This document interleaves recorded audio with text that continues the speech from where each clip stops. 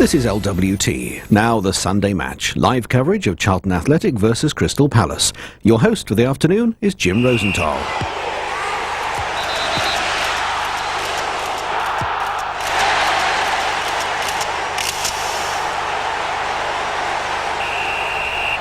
Yellow Pages, supporters of the Sunday match.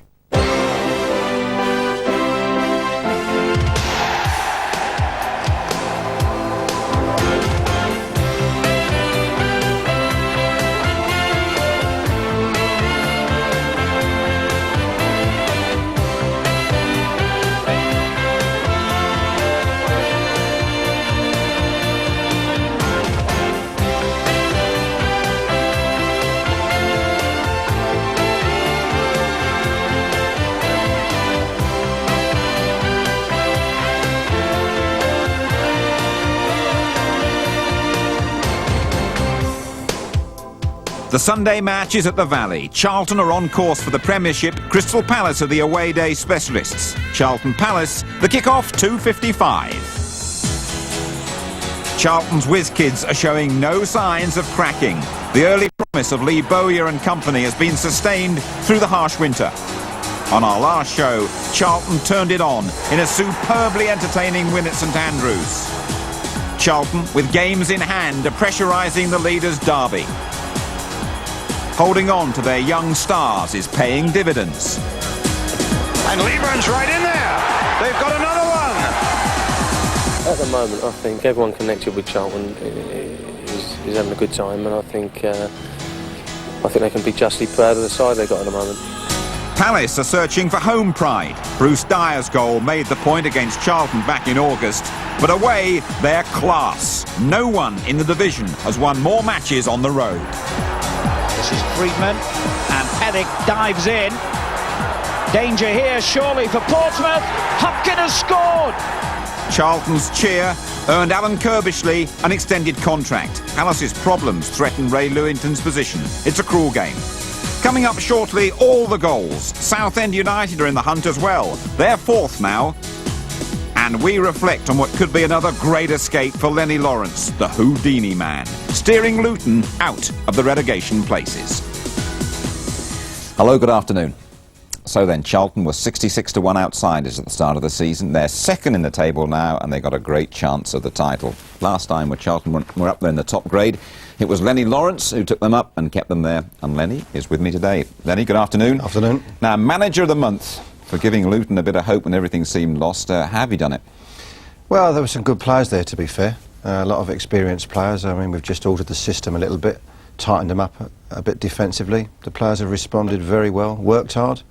We've had a little bit of fortune and strung a few results together. Do you think you're going to make it? Well, there's a long way to go. We've certainly got to win at least 6 more games, maybe 7.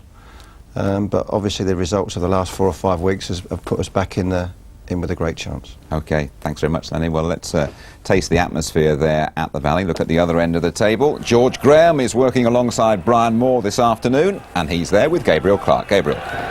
Thanks, Jim. A key game for both clubs, but maybe there's already one winner, and that's the groundsman Colin Powell, because George Graham, the pitch here, whatever the weather's been like, is fantastic. Yeah, I mean, a few years ago at this time of the year, it used to be full of mud, but I think nowadays, Premier League especially, and even in the First Division, I mean, the pitches are lovely for good football. Charlton Athletic doing so well with young players. You managed the team at Arsenal with young players to great success. How important now are the nerves and keeping it right for this run-in? Well, it's up to the manager, Alan, and I think he'll do a good job. Expectation is a great word nowadays, and they're up there, and now the fans are expecting to stay up there, and that is a difficulty. You've got a lot of youngsters, outstanding youngsters, and it's difficult to get them consistent over the 9-month season. So are nerves going to be a problem now in this run-in time? This a big game, a local derby for them? It's a big game for them today, but they're in a lovely position. I mean, yesterday Derby drew at home, Sunderland lost away at Wolves. They've got a couple of games in hand. They're in a lovely position, and I'm sure Alan's wise enough to take the pressure away from them so they can just go out there, enjoy the football, but hopefully get the results. You've seen a lot of your old team, Crystal Palace, this season. Yes. Ray Lewington under a bit of pressure, it seems, from some sort of circles. What about them? They've only lost one in the last 8, I think. Well, Well, their away form is excellent. Actually, it's promotion for them. And if they can only sort of convert that into their home matches, then I think they could shoot up the league.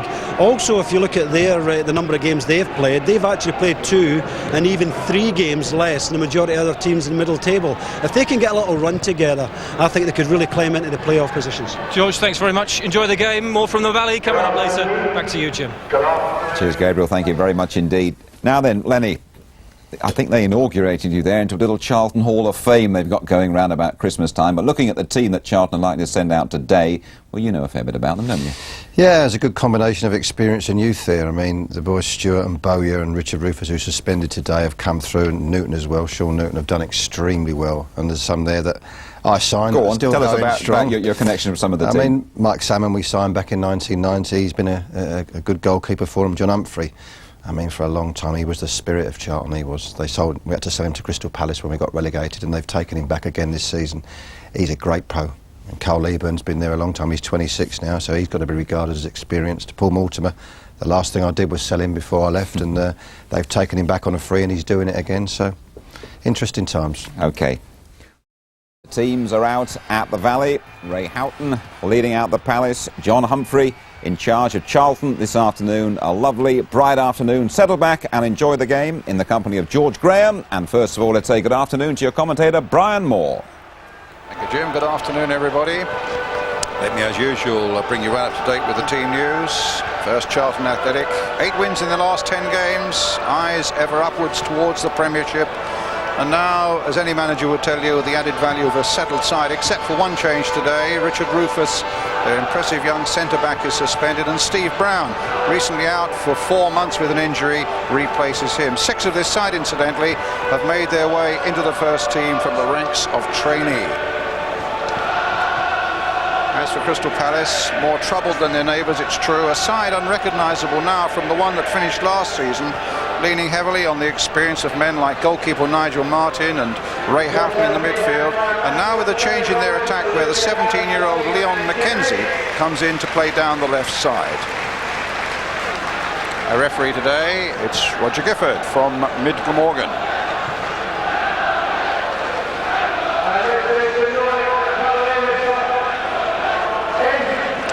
Promise of a real battle in midfield, not least between the young pretender here, Lee Bowyer. What a terrific prospect he is for Charlton. 10 goals this season. And Ray Houghton of Palace, well, you name it, he's played in it.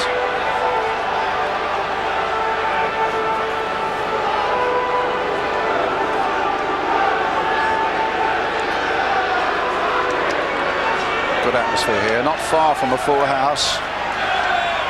And Charlton will no doubt start as favourites, even though you never know in a local derby, of course.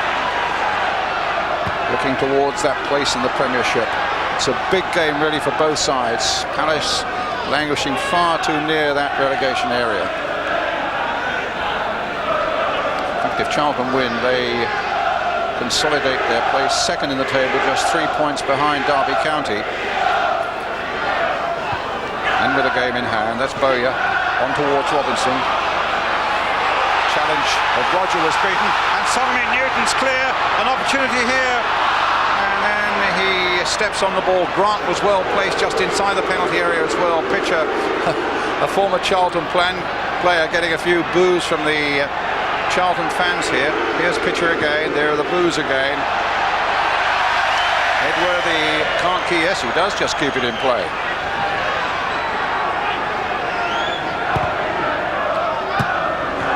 Away by Jamie Stuart there. This is Balmer for Charlton.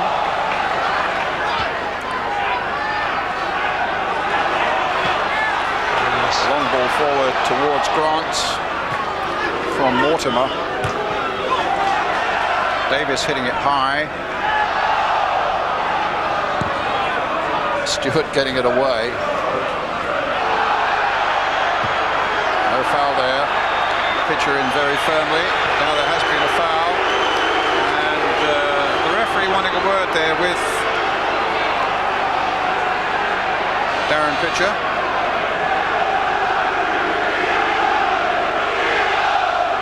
A free risky start, George Graham. Yes, I think Pitcher there, he wants to sort of like make sure he's a good comeback here at his all ground, and that was a very, very strong tackle.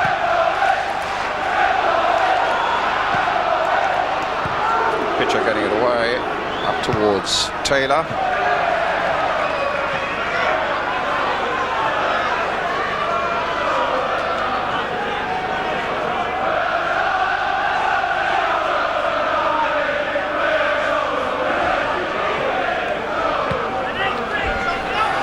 Steve Brown hitting it forward towards Kim Grant. Bowyer winning it in the air. Robinson. Grant down the flank with a slip, and Andy Roberts. The flag is up in any case. I think certainly a part of the Crystal Palace game plan, George, will be to squeeze Charlton away from the flanks. They're very worried about Charlton getting down to the flanks and getting balls into Leaburn because they realise they've got a lack of inches in their own defence.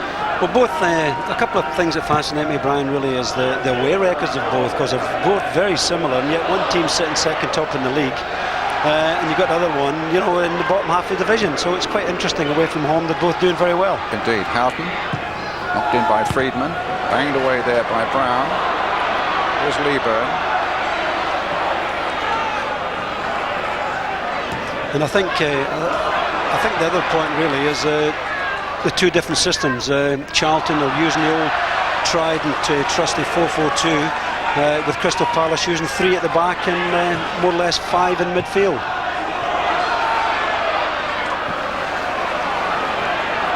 Andy Roberts, a spare man at the back, with one of the 3 central defenders that Crystal Palace employ. Houghton driving that ball towards young McKenzie. Simon Rodger played in again for Houghton. Freedman, Taylor, Edworthy. Freedman again, cut out by Robinson.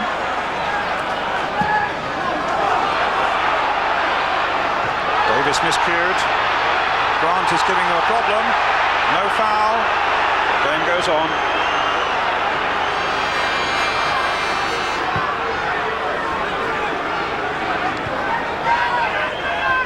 Freedman again. Pitcher. Rodger. McKenzie. Now he's lively. And I think Palace suspected that he might cause 1 or 2 problems for John Humphrey down that flank, the Charlton captain. Lovely piece of skill there with the youngster there. He turned Humphrey's lovely, and he managed to get a corner out of it, which Simon Rodger will take. Davies forward, Dean Gordon forward. Gareth Taylor, number 10, poised as well, but a poor one. Stabbed away easily by Jamie Stuart.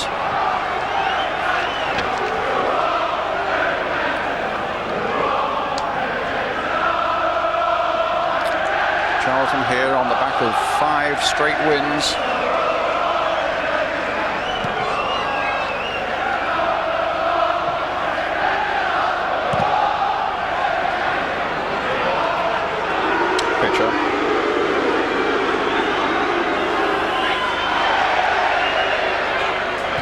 Edworthy. And goes Pitcher again, but he hits Bowyer with it. Flag stays down, Grant is after it. Edworthy gets there first in any case, and a throw to Crystal Palace.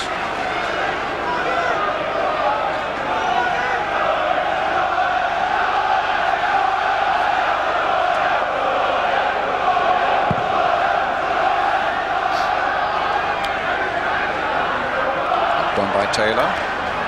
Brown, and now Stuart. Up goes Robinson, but it's Pitcher's header for Crystal Palace.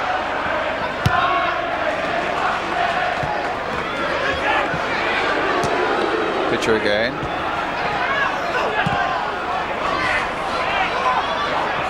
Leaburn. Ball hit long again, but no problem there for Nigel Martyn. And the throw out to Dean Gordon. McKenzie.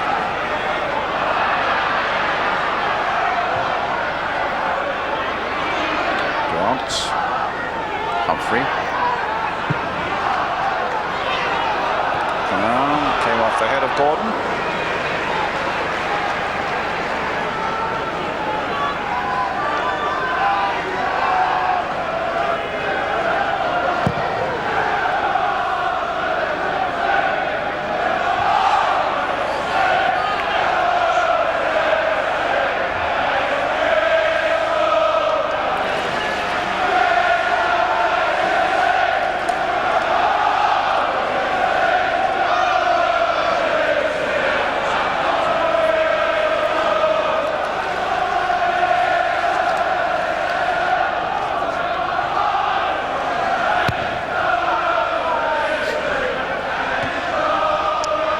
With a header.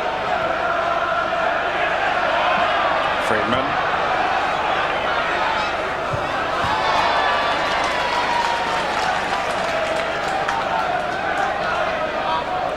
Steve Brown, who has played one game since his 4-month layoff, and that was at right back. He's not played centre back since a game at Southend last season. But he's teaming up with Steve Balmer here now. Vincent getting it away towards Grant. Watched by 2 defenders. Gordon. Brown cutting up quite badly. They play rugby league here as well, which doesn't do a great deal for the surface, to be honest, and in fairness to the ground staff. Leaburn. Grant. Pitcher getting it clear. A short ball now for Ray Houghton. Trying to persuade Freedman to get in there, but Balmer making a long clearance. Knocked back by Andy Roberts. £1 million man from Millwall.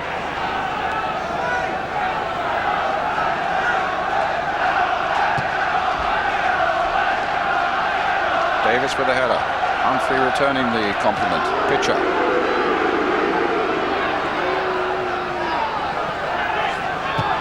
Roberts.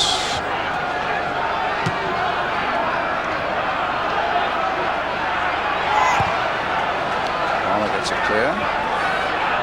Davies versus Grant.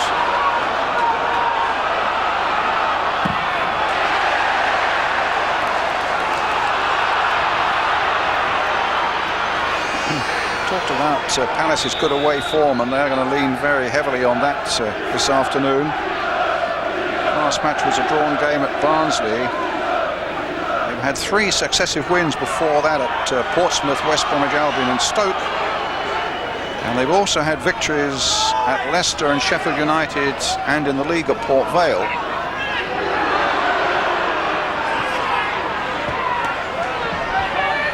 McKenzie.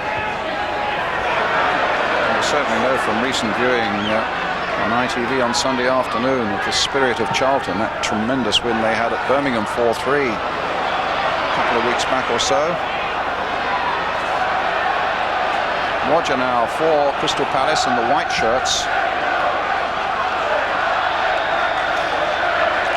No shape at the moment though, George, is there? That's quite interesting actually. I thought Palace would have played 3-5-2, but they're actually playing 3-4-3 with the young boy McKenzie more or less taking up the left side of the pitch, and Taylor and Freedman through the middle. So that'll actually contain the Charlton back 4, and it'll stop them coming out in the full-back positions.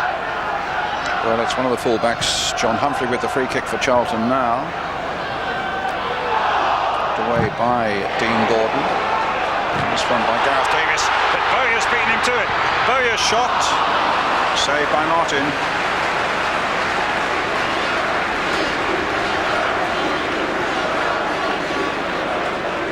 Yeah, the young centre-back Davies, he really got caught. I mean, it was really a poor piece of defensive play there. Houghton, McKenzie, trying to bring Rodger in.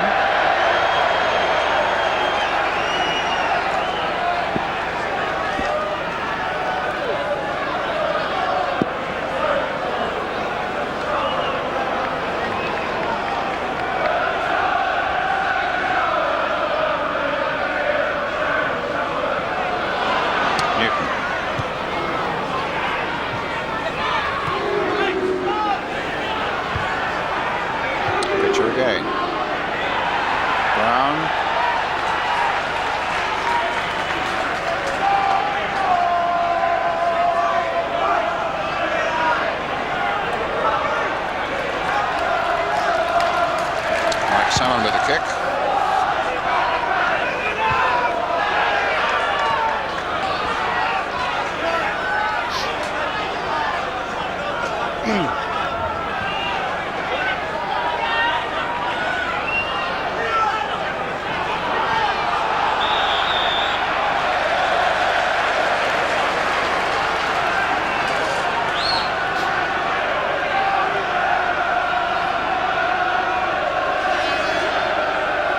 Charlton's throw.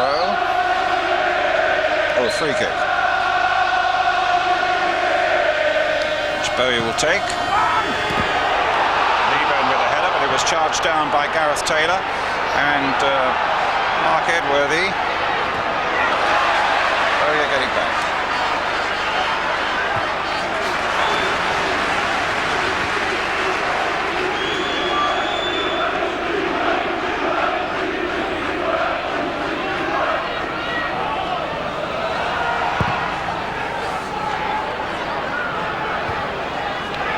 Header, one from Bowyer. It's really settled down out in a typical local derby. Very competitive, not that physical, but no sort of set pattern, Brian, with probably not enough passing movements yet, but that's what you get in local derbies. I was talking to Alan Kirbishley before the game. We were referring back to the 4-3 at Birmingham. He said, well, I told you before the game I thought there'd be a lot of open play and a few goals. He said, I don't really think I can promise you the same today, not with it being a local derby. It gets a bit tight and a bit cup-tie-ish, doesn't it? There's Gareth Taylor, but Stuart gets in there first. Full of confidence there. Thought he might have played it back to the keeper, but decided to play it to a fellow defender. Here's Freedman, formerly at Barnet. Taylor. It's a deep cross towards the far post, very comfortably gathered by big Mike Salmon. Actually, Edworthy made a very, very good open overlapping run there, and this is what I'm expecting from both Edworthy and Rodger, you know, to get down the flanks and try to get crosses in. Roberts. This is Stuart.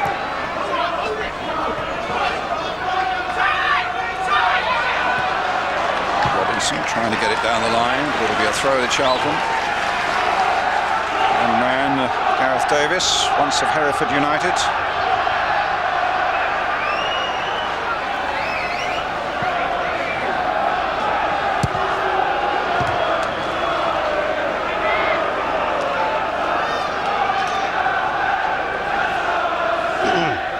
Charlton's throw.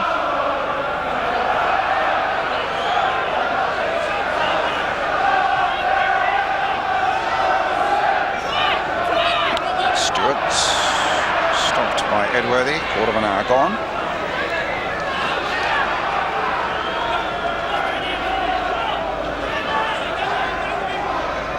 Mark Edworthy's throw.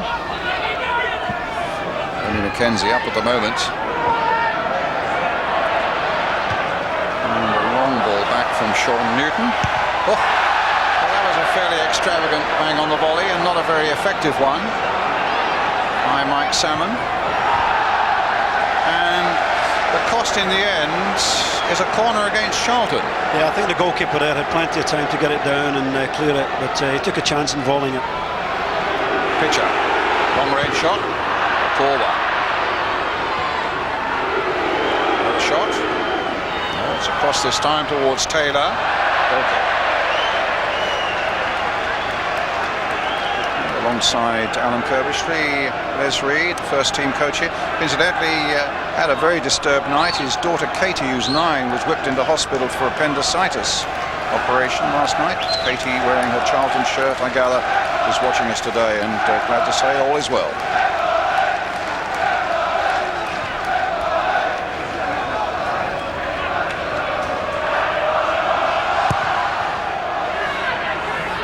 Grant going for this one.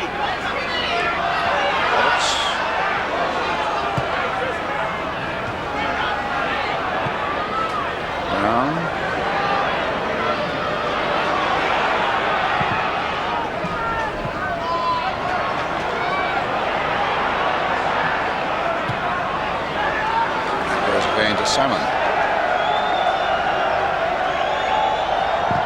So far, not a lot to stir the blood, to be honest, on a fairly cold afternoon here in South London. There's Leaburn. Mortimer. It's not a bad ball. Played it for Stuart. Robertson.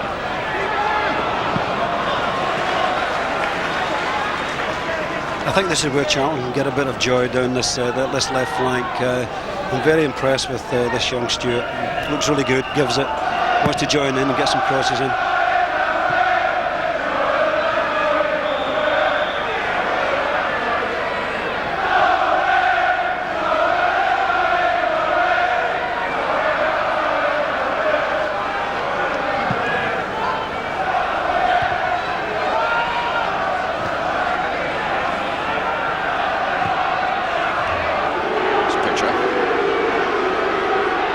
The Charlton fans eventually will get tired of booing. It seems a fairly unproductive exercise, I must say. Have a bit of fun for a minute or two, but doesn't make a lot of sense after that.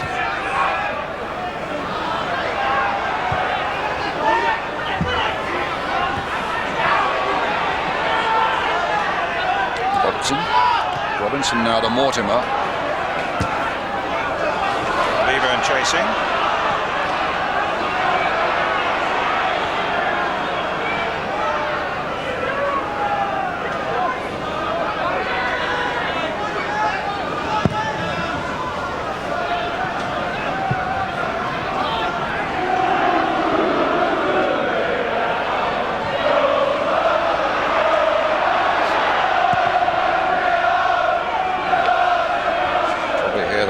Fans beginning to taunt the Charlton supporters. You're supposed to be at home, obviously suggesting that the Charlton fans aren't making much noise to get behind their team. Well, it's Freedman with the throw for Crystal Palace.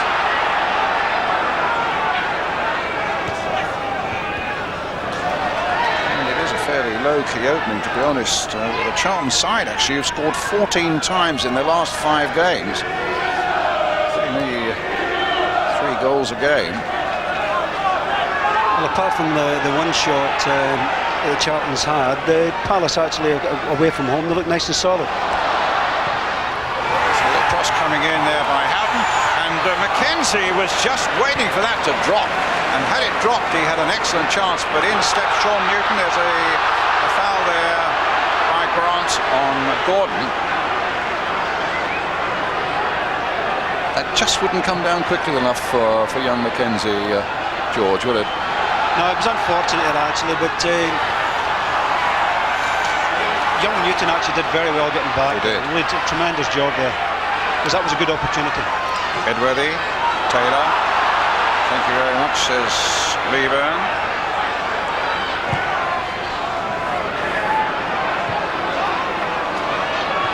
Goes Mortimer, Grant. Newton, out by Gordon.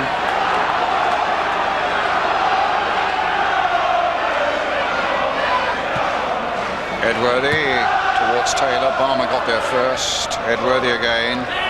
Balmer, yes, his arms right around Taylor's neck. Free kick to Palace.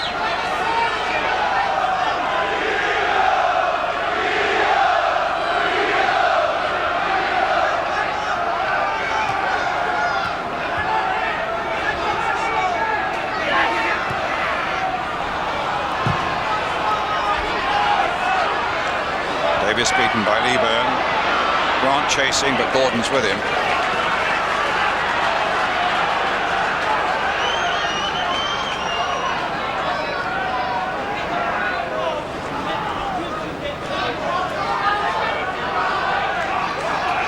Stuart with the throw.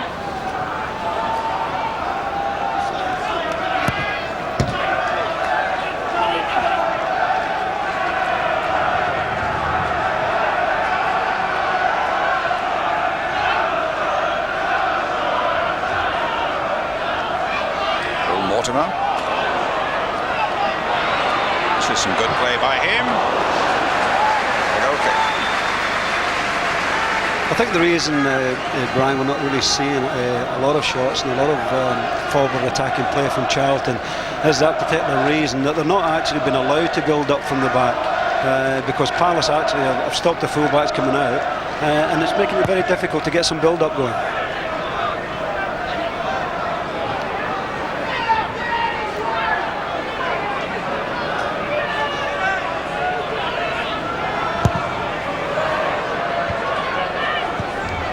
Vincent to Grant.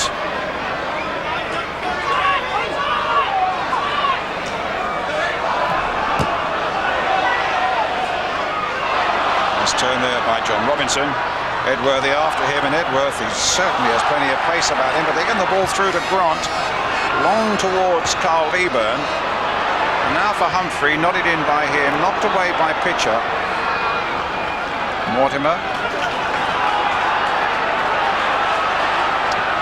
Mortimer again.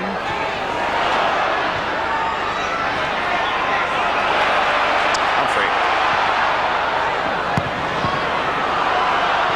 And in the end, Palace get it away. None too convincingly, but here's McKenzie. Has it taken off him by John Humphrey. Humphrey, who was exactly double McKenzie's age. 17 McKenzie, 34-year-old Humphrey.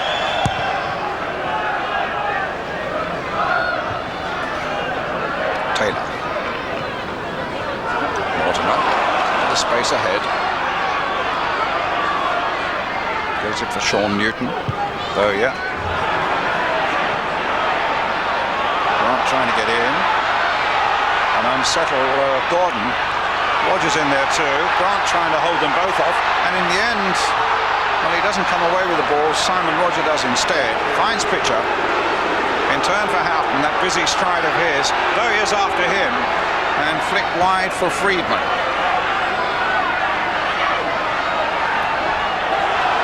Edworthy. Good play. Good play by Palace. Freedman with the cross. McKenzie, it looked like a handball.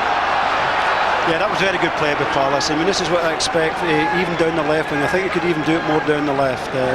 Both their wing backs actually going in and joining in there, and that was a tremendous move and a good cross. The only thing I would say about Palace is up front, I think Taylor's got to hold on to the ball a lot better. It's breaking down too much on him at the present time.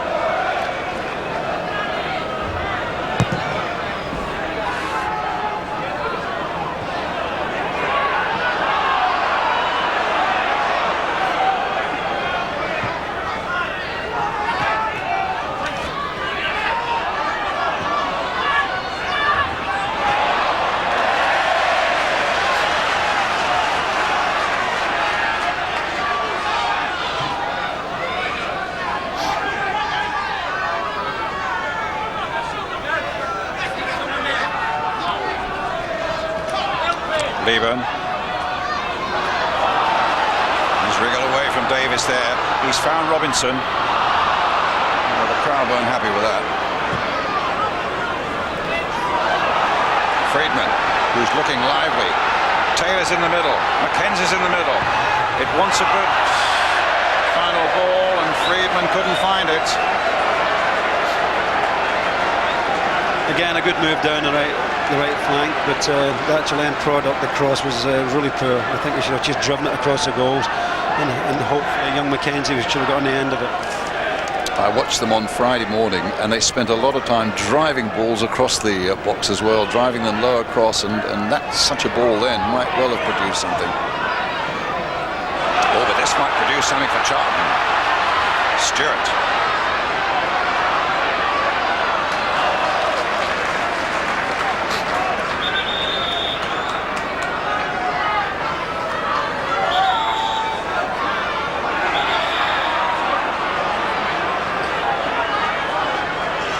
Stuart with it.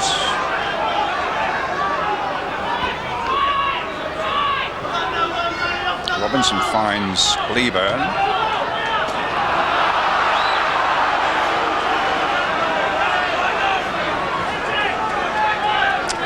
Leaburn, 6'3" of him, 8 goals this season. Only one in the last 14 games though. We saw that one at Birmingham, a brave diving header. trying to get in. Martyn there just before him and nothing to spare.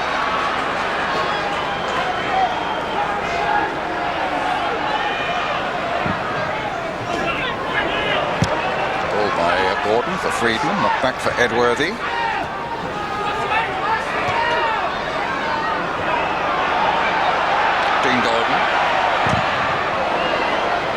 Don't let him get within shooting range with that left foot of his.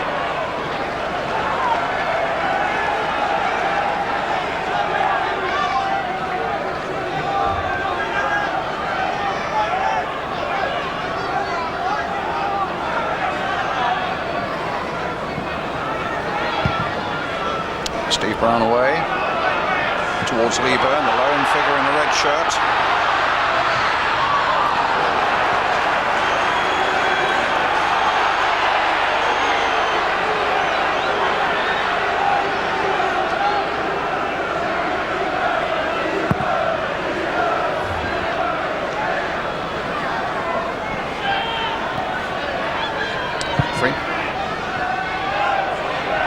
Gordon's header for Palace. Bowyer hasn't yet been able to impose himself on this game.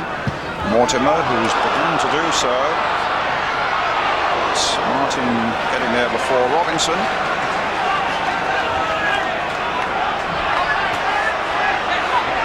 Edworthy, a lot of pace about him, and a ball, and he's played beautifully inside the fullback for Freedman.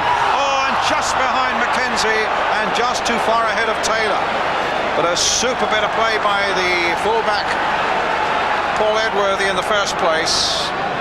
Freedman taking it up, but couldn't again find the right ball that might kill off Charlton. Yeah, that was a tremendous move by Crystal Palace, but again the final ball just eluded them for an effort on target. They are getting a lot of joy down this right flank, because I think young Stuart, he likes actually attacking.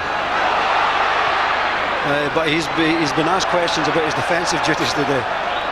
I would just like to see him get a bit more joy down the left. I think Rodger could push on a lot more as well. At the moment it's Houghton pushing on for Palace.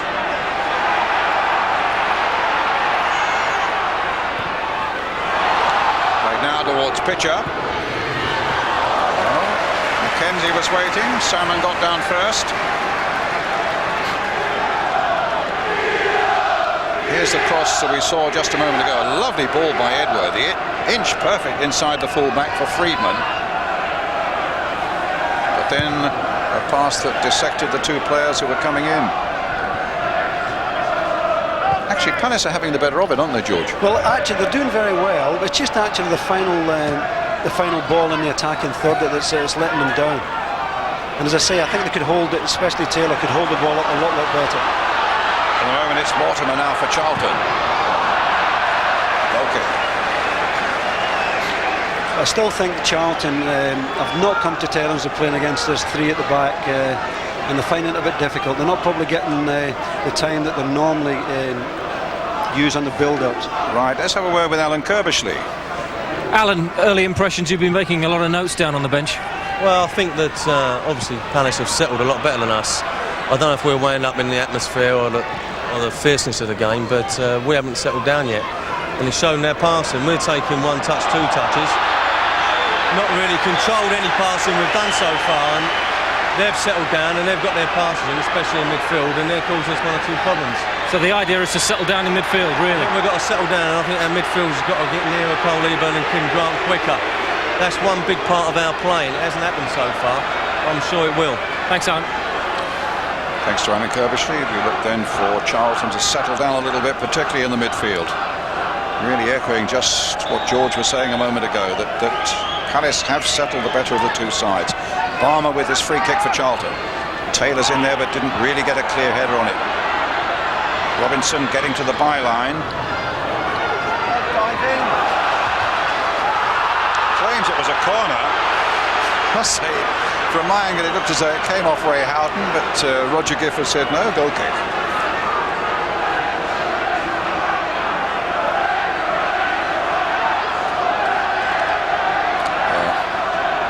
There's some of the evidence anyhow.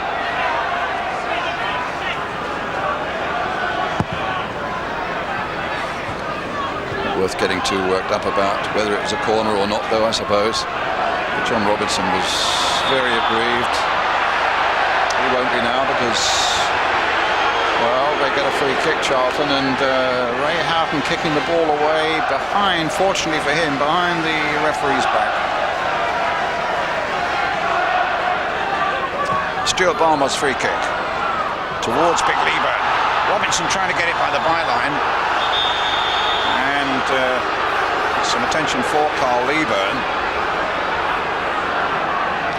Brian, it just shows you how tight this division is. I mean, just now we've got Charlton, who are second top, Palace probably not the lower end of this division, and yet Palace don't look that much different from Charlton at the present time. That's right. So it is a very, very tight league. Yeah, I think everybody, Lenny Lawrence in the studio will probably agree. I mean, there's no such thing as a surprise. That's how Carl Leaburn got his injury, challenging there with Mark Edworthy.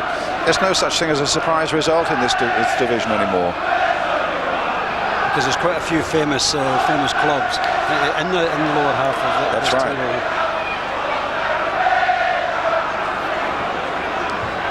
And Wolves winning 3-0 yesterday. I mean, maybe they're beginning to stir again. You look at them, they're only about 4 or 5 off the bottom. Well, Big Carl is up again. What have we got? We've got a corner, which Robinson will take.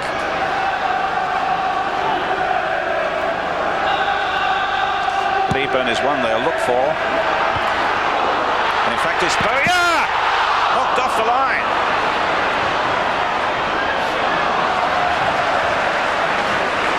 And it'll be a throw to Crystal Palace. Lee Bowyer within an inch or so of getting his 11th of the season. Martyn having trouble banging it out. Bowyer. And cracked off the line by the Palace defender. And Edworthy now with the throw. Stuart playing it in again to Bowyer. In turn trying to get Newton in, but Gordon's read that beautifully, got across. Newton backing away there with Rodger.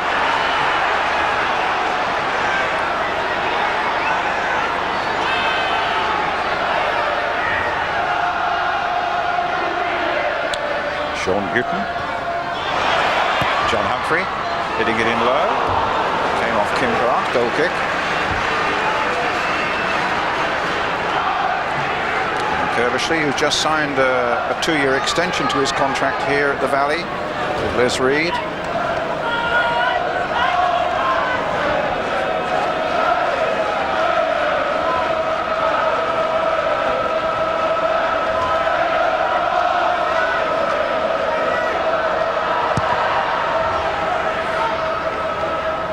Balmer's header. Comes to Kim Grant. It's a 2-man team, of course, in charge of Crystal Palace as well.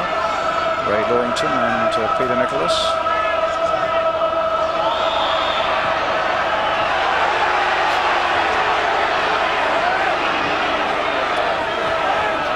Centre of the picture, Ray Lewington. There's Peter Nicholas.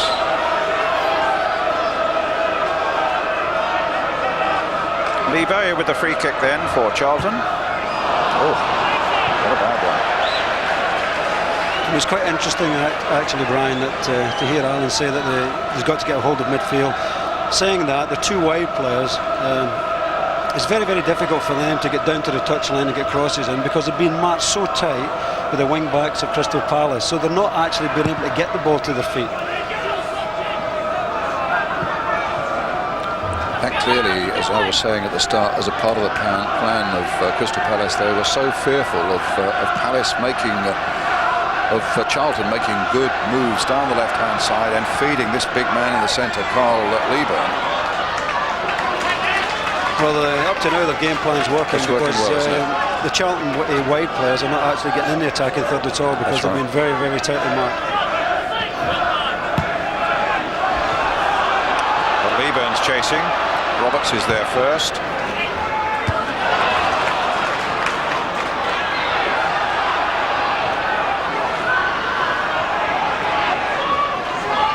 Bowyer. Grant first to show there. heel for Robinson.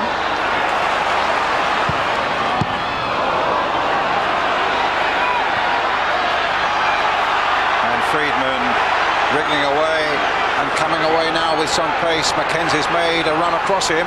That's the ball for McKenzie, but they get it back to Salmon. Rodger. Bowyer. Just get a feeling Charlton beginning to assert themselves a little more now. Mortimer.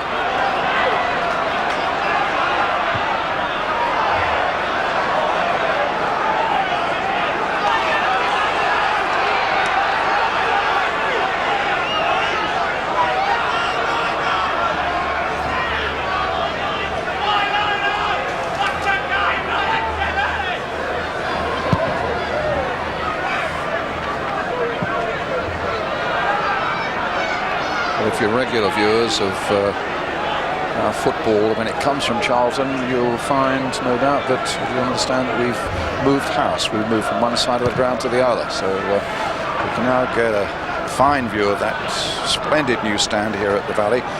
We used to do our commentary from those boxes right at the top in the centre of the picture there now. But we're hoisted under the roof of the stand on this side. Here's Freedman. Edworthy getting in.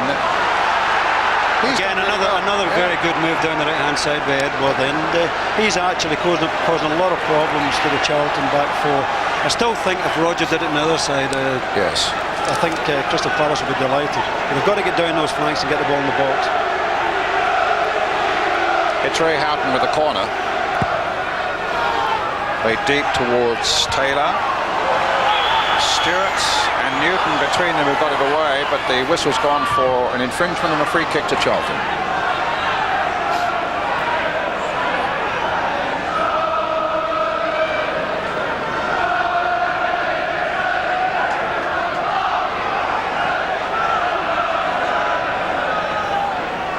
Stuart's header and won by Newton, getting the ball clear. There was an infringement. Here comes the kick.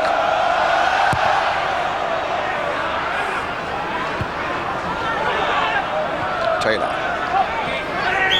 Foul on Freedman by Stuart. Freedman, I think, claiming to the referee that's not the first time, you know.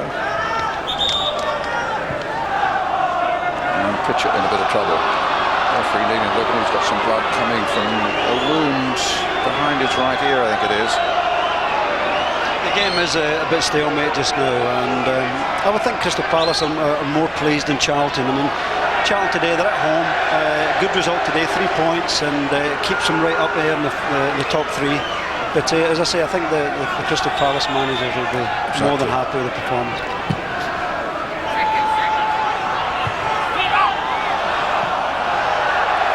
Just reminding you that two go up directly into the Premiership. The third one goes up by way of the playoff system. And Charlton, I would imagine, would, like Derby County, very much would like to do away with the agonies of a playoff and get straight up in there to the Premiership. Well, as I said, if they win today, they are just 3 points behind Derby, the leaders, with a game in hand. And I think it takes them something like 8 points ahead of the team that are lying in the last playoff place. Rodger with the cross. Taylor trying to get in. He's not really been the most prolific of scorers since he came with a reputation from Bristol Rovers. It's his 19th game and he's scored only twice. Darren Pitcher back on the field, heavily strapped. A wound behind the right ear.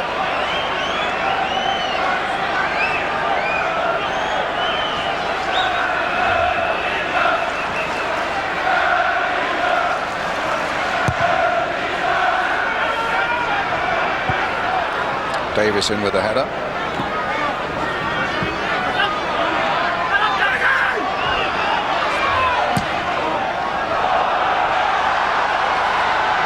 Taylor can't get it.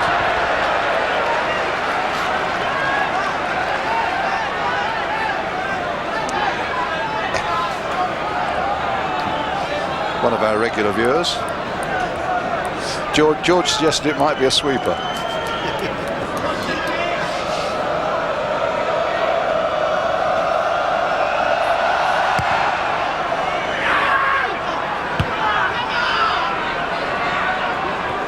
Liam McKenzie got up well, but Balmer gets it away.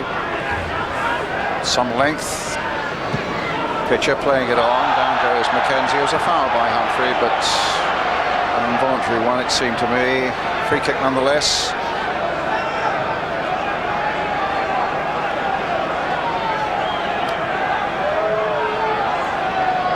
And Liam McKenzie, who's the son of Clinton McKenzie,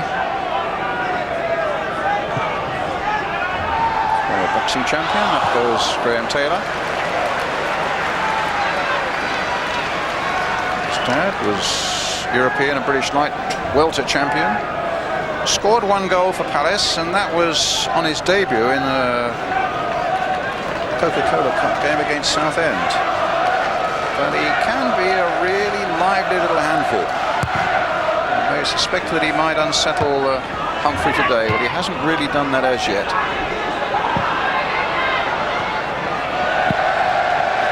It's going to be a corner. Again, Palace getting a lot of joy down this right flank, and as I say, the build-up plays is very good, but it's just not getting an end product. They've not really made the Charlton goalkeeper made a save yet. That's right.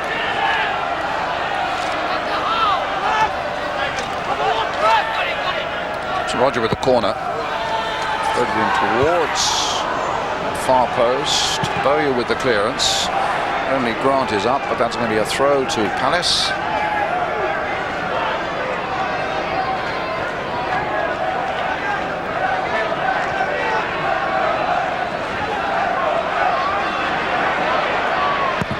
Martyn gets it away. McKenzie. Back to Rodger. Gordon.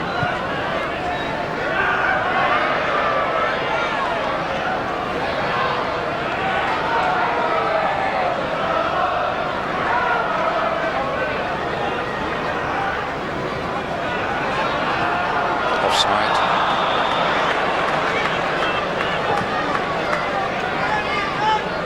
For so many Crystal Palace players having gone to other clubs in the last few months, and of course there'll be a chance for youngsters coming through. They're delighted with their youth scheme at Selhurst Park under Brian Sparrow, the coach.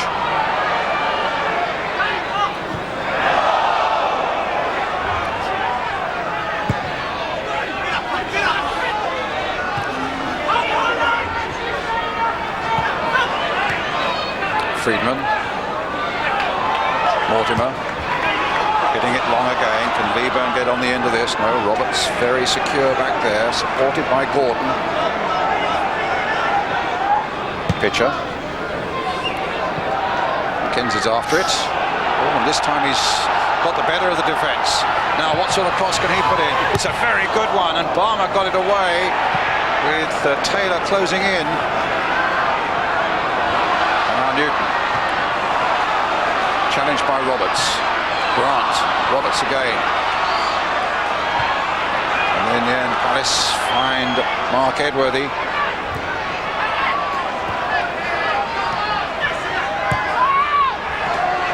Freedman. Mortimer. Again the long ball. Again looking for Leaburn. In for Newton.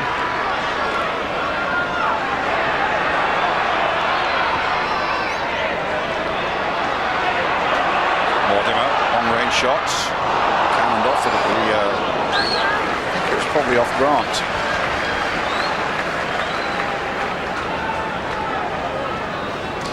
A couple of minutes ago, Brian, another good attacking move. This time down the left side with young McKenzie getting down the left flank, got a very good cross. But the problem was they didn't have enough players in the box. There's only one person in the box. Yes, it's been a bit of a war of attrition so far, George, hasn't it? There hasn't been an awful lot to commend it. Well, there's been a lot of huff and puff and a lot of good competitive play in the middle of the pitch. But if you look at both goalkeepers, not one of them's really been tested yet. That's right. So there we are. Not one of them's been tested, as George said. Hence, at half-time at the Valley, it's Charlton Athletic 0, Crystal Palace 0. Let's go back to Jim. Thanks very much indeed, Brian. Thank you, George. Typical local derby, a lot of commitment. Palace on points for me so far, but one or two interesting incidents for us to discuss. Luton's Lenny Lawrence, still hard for me to say that, Lenny, is with me, a former Charlton man, of course, and we'll be looking back at the first half in a couple of minutes. At the Valley, I've quite enjoyed the afternoon so far. Lenny Lawrence, what about you? It's been very competitive. To be fair, I think Crystal Palace have got their game going better than Charlton at the moment. There's two basic problems for Charlton. Well, the main one is that their back four has been had to defend deep. Their midfield have finished up too close to the back four, so as Alan and George Graham have quite rightly pointed out, they've struggled to get up to support Carl Leaburn and Kim Grant. With the three defenders they're up against, who are good by the standards of this league, they found it hard to get their game going. It's worked pretty well for Palace so far, but they were fortunate to survive, and it was thanks, I think, to the former Charlton man, Pitcher, who got it off the line from Lee Bowyer. Great challenge on the keeper. He's only punch it a little way. Lee Bowyer struck it on the volley, and I think it was Darren Pitcher who managed to hook that away, which would have been harsh on Palace there if they'd come in a goal down after dominating the half. They've dominated. They've counter-attacked pretty well, Palace, and George has been criticising the quality of the crosses into the box. You've got another point you want to make as well. Yeah, I mean, that's a beautifully weighted pass there between the two defenders. And I don't think the ball in's that bad, but really, you know, they've got two in there. And I'm looking for the boy Taylor, who's drifted into the middle of the goal there, maybe to spin out to the back and give them two targets. McKenzie's come across the right back, and I'm looking for maybe Taylor to spin out. Here's McKenzie again, and again you're wondering what's happening in the area. He's drifting, there's only one in there, to be fair, and he's drifted in between the two. Maybe I'm looking for him to make a run to the front post if he's the only attacker in there, or maybe spin out to the back. It would have been a great ball that he could have got on the end of to get between the two defenders there. Right, just listening to Alan Kirbishley talking there during the game to Gabriel, I mean, I get the impression that he'll be quite glad to regroup the troops and sort of sort out his game plan. Yeah, he'll be glad half time's come with them 0-0, and he'll get them sorted out, I'm sure, and he'll move the whole operation up the pitch. That's what he needs to do. He needs to get, as he says, he needs to get his midfield players closer to his strikers, then he can get the link up off those two going, which is a big feature of Charlton's play. As the lads said in the commentary box there, neither goalkeeper has been really tested, right. But was there a penalty in that? There's a jump here that if it had been in the middle of the field, I don't know, would this have been given? Edworthy, he's an awkward opponent to play against, Carl Leaburn. He's just stood there, and Edworthy's come and attacked it. No, I think it was. I think that would have been very harsh indeed if it had been a penalty. I think he's entitled to attack the ball, and I think that's what he did. And would you see Palace going on from here? You went for a score draw before the game, I know. Would you see Palace going on and continuing? Palace will say two things. We want more of the same. We might want a bit better ball in the box. We might want to get one or two people more in the box to when we do counter-attack, and you know, we might want to take up one or two better positions when we do get those situations. But other than that, from Palace's point of view, they want more of the same. Just briefly, little Dougie Freedman has looked very lively, the former Barnet player. Yeah, he drifts off behind the front two sometimes, and he's made some good runs and had some good link-ups with Edworthy down that Palace right-hand side and given Charlton a few problems. Cheers, Danny, thanks very much. No goals at the Valley, and no goals so far in either of the other First Division games this afternoon. Reading, Portsmouth, Norwich against Birmingham. A treble blank so far. What will the second half bring? Find out in a couple of minutes. So Charlton and Palace starting from scratch once again. Now, Lenny, a lot of Charlton fans will be out there and saying, why the heck can't we do it at home? Palace fans even, yeah. A few Charlton fans are saying that this afternoon as well. Yeah, I mean, Palace, it shows you the closest to the league. Palace have got an amazing away record, and that system that they're employing today is totally suited to playing away from home and counter-attacking football. And that's why they employ it so well.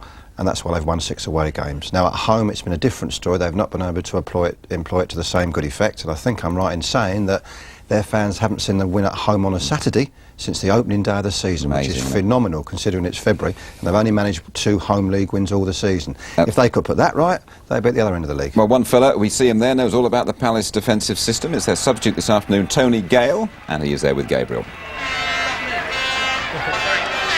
Tony, what's the Palace verdict? Very good first half. Just, you know, we've got to take our chances. We got to the byline 3 times. Maybe Dougie could have shot instead of crossing, and we may have been 1 or 2 up.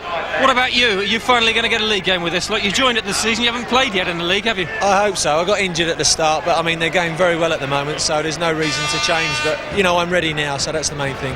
It's a derby atmosphere, all right, isn't it? You do sense that, and that's why it's maybe been a struggle for both sides in a way. That's right. It got a bit fast and furious in the first 20 minutes.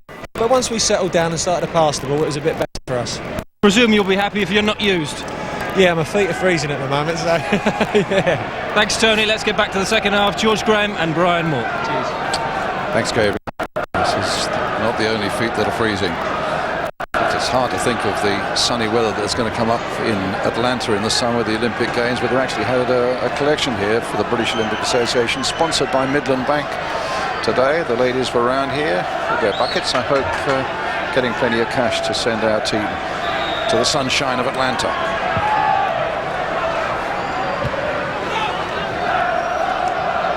So 0-0. Ian McKenzie showing a good deal of persistence there against 3. In the end, Bowyer coming around, but Pitcher playing the ball in short, and Mike Salmon gathers. Interesting to listen to Lenny Lawrence there at half-time, George, suggesting that Alan Kirbystree might do something about Charlton. What would you have been doing at half-time? What can he be doing? I think it'd be very difficult for him, because the way Palace are the team formation is structured, they've got 3 at the back, they're quite organised in midfield, and as I said, the 2 wide players, Freedman and McKenzie, are stopping Charlton coming out and playing. So the only thing I would say to Charlton, they may have to actually hit it into Leaburn, who is very good at holding up and backing in and being awkward, and then support him. Support it then from midfield, because they're not being allowed to get their passing game going at all. Right. We saw Sean Newton off and getting some treatment. Charlton at the moment down to 10 as they hit this ball towards Kim Grant. Houghton gets it away. Up goes Balmer, beaten in the air that time by Taylor, and Stuart getting it back. It'll just carry to Salmon.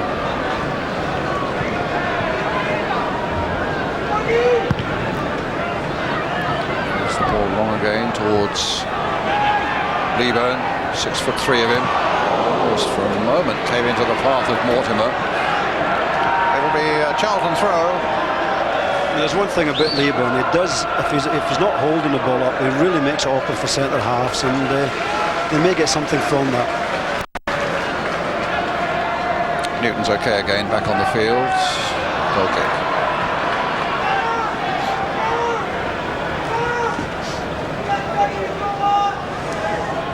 A good season. He's still a youngster, is Sean Newton, only 20. Came through as a trainee, 5 goals to his credit this season.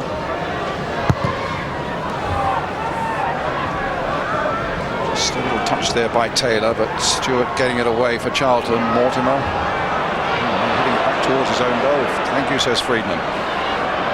So here's Dougie Freedman. Mortimer gets his own back, and then plays the ball for Robinson. Down the line he goes.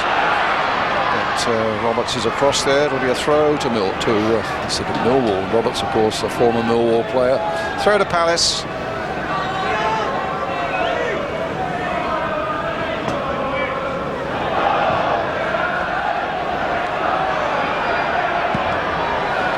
Although the Palace formation is good, as Lenny was saying, away from home, with Freedman and young McKenzie playing wide, stopping the fullbacks coming up. When Palace actually are in possession, these wide players have then got to go and join Taylor. And I think this is one of the problems they have. When they broke away to get their crosses in, there's not been enough players in the box.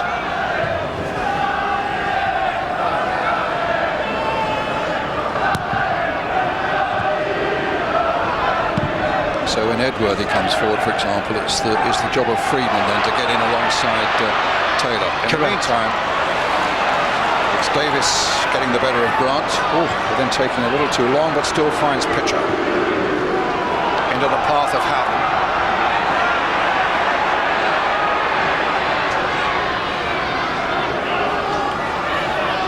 McKenzie.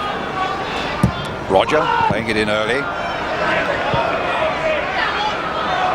Leaburn takes it up to the back heel for Grant.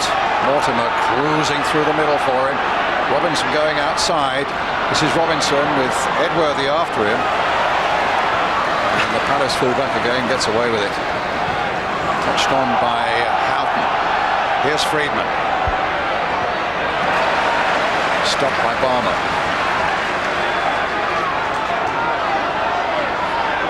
Bowyer wearing gloves this half. I think that was an example with Freedman breaking away down the right wing, and young McKenzie was still in the left wing. He's got to go and join the centre forward.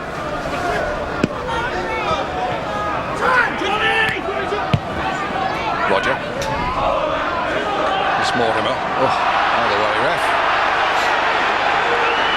Harris aren't complaining. Houghton to Edworthy. Deep cross there towards Gareth Taylor.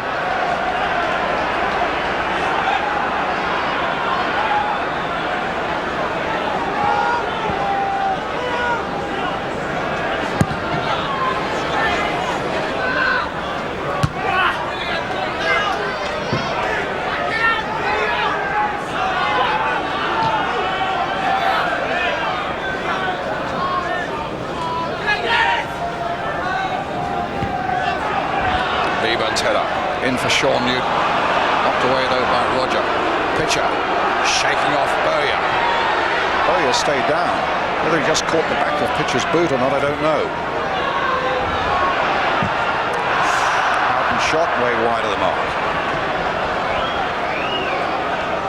Bowyer's okay.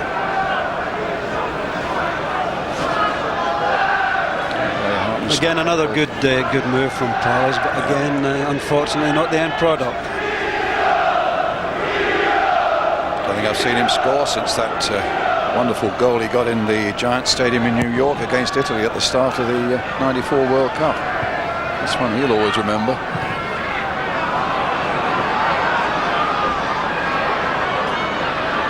In the meantime, Bowyer.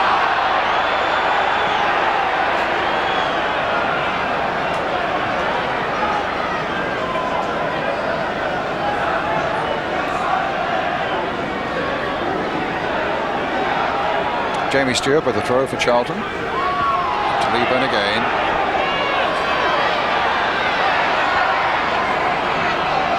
Mortimer. Comes for Newton. Looking to turn, but Houghton's right on his tail. Still there. Okay. Talking about the midfield again with Mortimer and young Bowyer, this is part of a grown-up session as well, Brian, and they've got to sort of handle games like these, and the expectations of these young players when they're sitting second and third in the league, people expect them actually to still maintain a high standard, but this is a great learning process for them.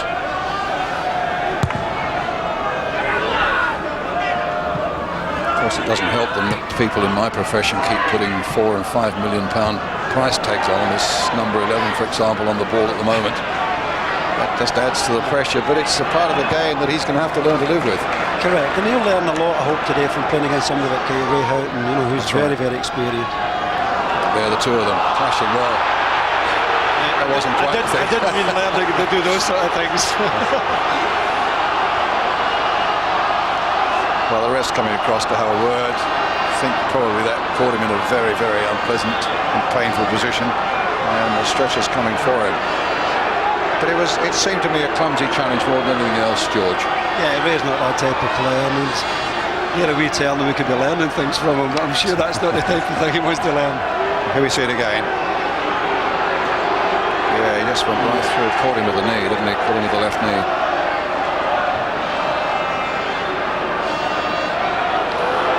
There's no yellow card, but a lot of pain for the young 18-year-old Bowyer. Beg his pardon, 19.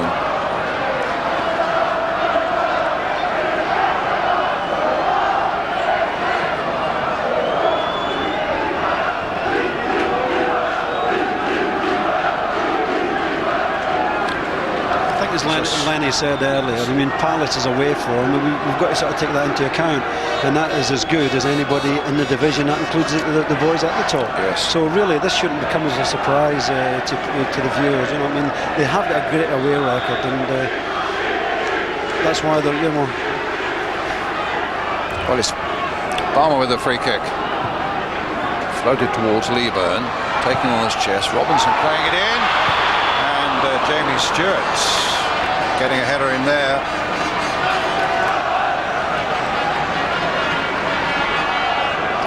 I think the other thing that influenced our feeling that it might go Charlton's way is their amazing record home and away. 8 out of the last 10 they've won, 5 straight wins before this one. But all good things come to an end, don't they, sometimes? Well, Palace will be looking at that, and they'll be treating with a little bit of respect, and hence, you know, the game just now, we're not getting a lot of chances. Well, here's McKenzie. Oh, and he's gone past Balmer. This could be interesting. But he hasn't gone past Stuart. And now Edworthy. Pitcher. Freedman. Much too close to Stuart. Clearance, long. Davies holding up well that time against Leaburn. Pitcher again. Play on, said the referee. Certainly giving the game a chance, is Rodger Gifford this afternoon. Houghton trying to thread the ball through again to Freedman, but Charlton hold him off, and it's Mortimer now for Charlton, and Bowyer caught offside. Houghton really is upset there, because that was a lovely little ball into Freedman, but he's got to hold the ball up and just keep possession of the ball. Stuart got there before him.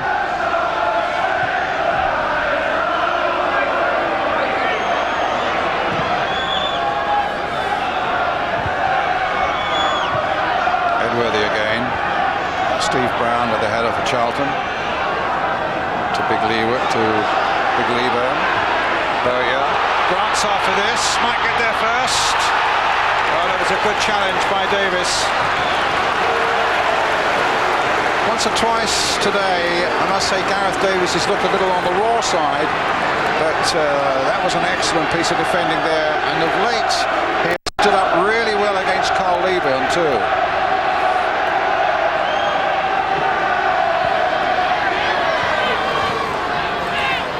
Davies out there now, and it'll be a throw to Palace. Actually, that was one of Charlton's best moves, and as you rightly said there, Davies, very, very timely tackle, very important tackle. Edworthy getting it forward. Brown with the header for Charlton. Run by Pitcher. Bowyer. Pitcher's header. Gordon getting it clear. And a shove that time by Gareth Taylor on Steve Brown, and a free kick to Charlton. Is it me, or has the temperature really dropped now? Yeah, it's quite cold up here.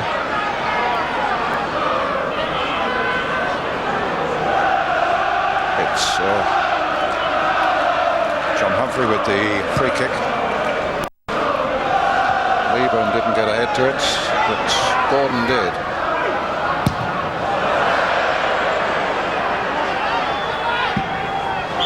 Simon Rodger. Yes, we're very reluctant to criticise TV commentators in future, Brian. I hope you see you that. sitting up here among all the pigeons.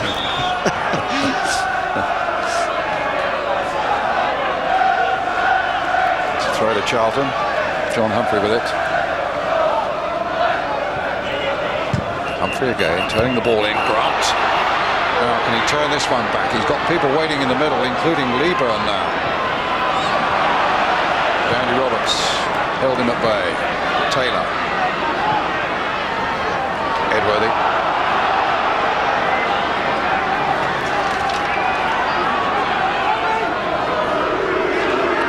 Once again, McKenzie hasn't gone into. He's gone a little more central now. A little bit of support for Gareth Taylor. Is that what you mean now? Well, he's now got to join. Now he's joining in through the middle.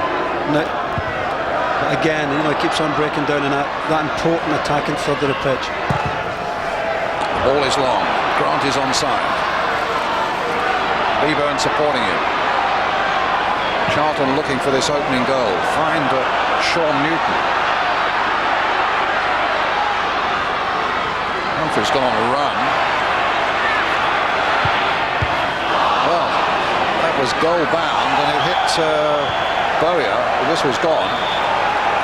Robinson unhappy with something that Davies did, reacted, and referee Rodger Gifford wants him. And the Palace defender, I think it's just to be a stiff talking to, nothing else.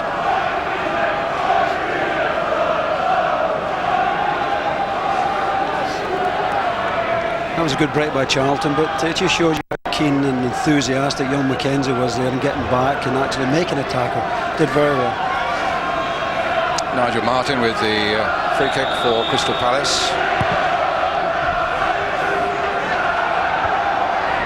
Balmer's clearance. Leaburn. And a foul by Pitcher. And his old teammate, Leaburn. I think we've got to say a word here for the referee, because it's a local derby. Actually, he's let a lot of things probably get away that I've seen this season with a lot of bookings, and I think he's refereeing it in a good sporting manner. I think you named man of the match later on, George. I don't think a referee's ever been man of the match, but they do make a difference. If you get a good one, it does make a difference to the whole afternoon, doesn't it? Well, he's not booked anybody, and I think the players appreciate that as well. I mean, they're making it competitive and physical, but obviously within the laws of the game. Bowyer. Brown. Bowyer. Trying to pick out Newton.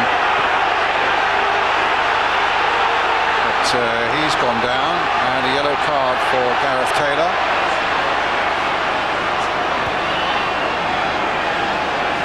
For the assault on Lee Bowyer. It's typical in all the tackles that are going on, and yet the first time the centre forward makes a tackle, he gets a boot.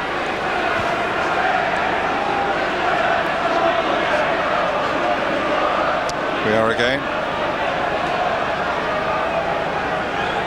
Yes, that was the yellow card. It was late. There was a bit of elbow in it as well.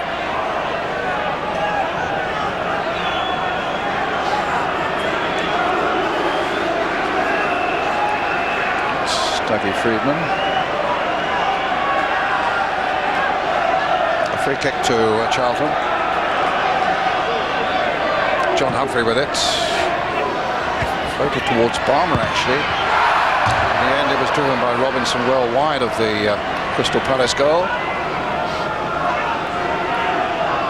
Just over half an hour to go.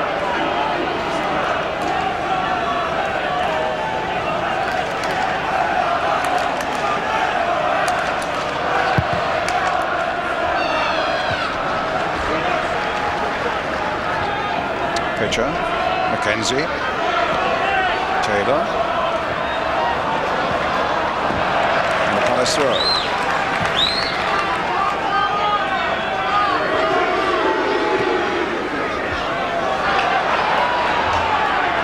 Good turn by Kim Grant, and plenty of red shirts up now. 2, 4, 6 of them.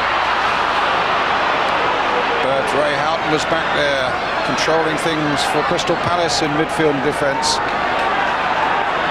Suddenly Charlton were breaking with numbers, and Martyn just got there before Grant. I think Charlton are just edging their way into the game now, and Palace will just have to sort of settle down and keep the shape and the discipline.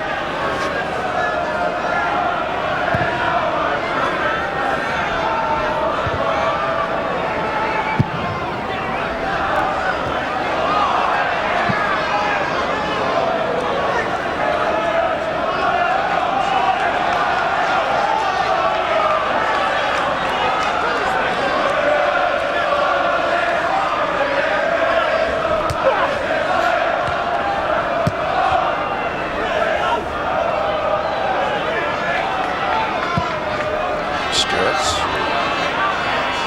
John by Grant. Can Leaburn get there? Such a strong man. Simon Rodger gets possession, hits it long. Taylor's after it. Balmer comes in with great determination. It'll be a Crystal Palace ball.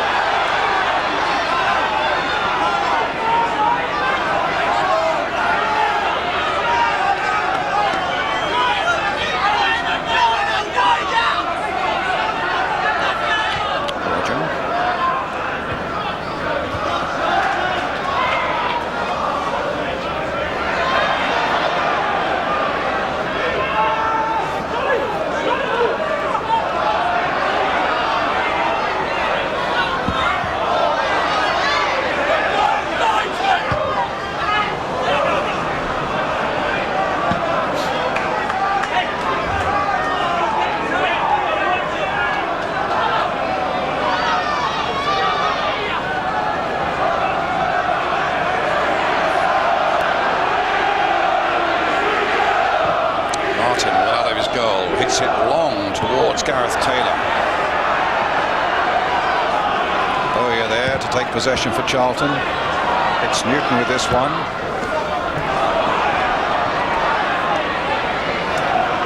And that's going to be a throw.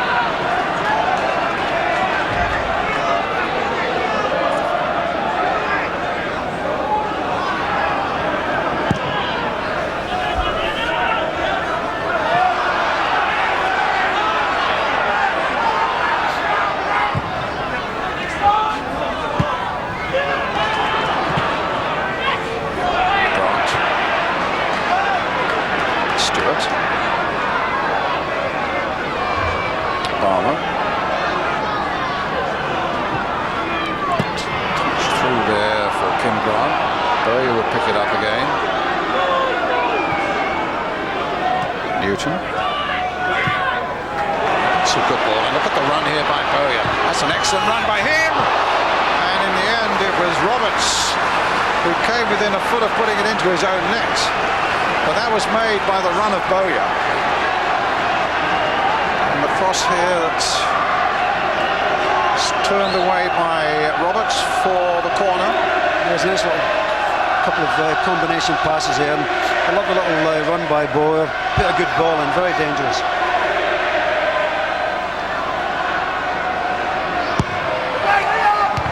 McKenzie with the clearance.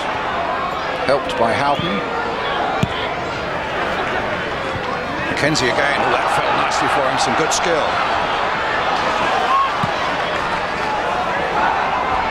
Roberts. Hit long. Freedman head down and charging. Out comes Salmon.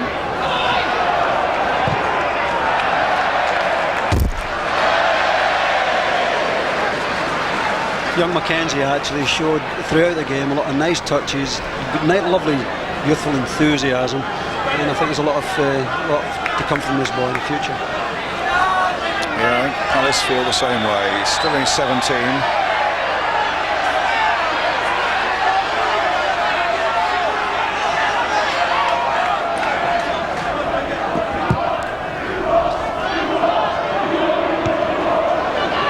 Freedman.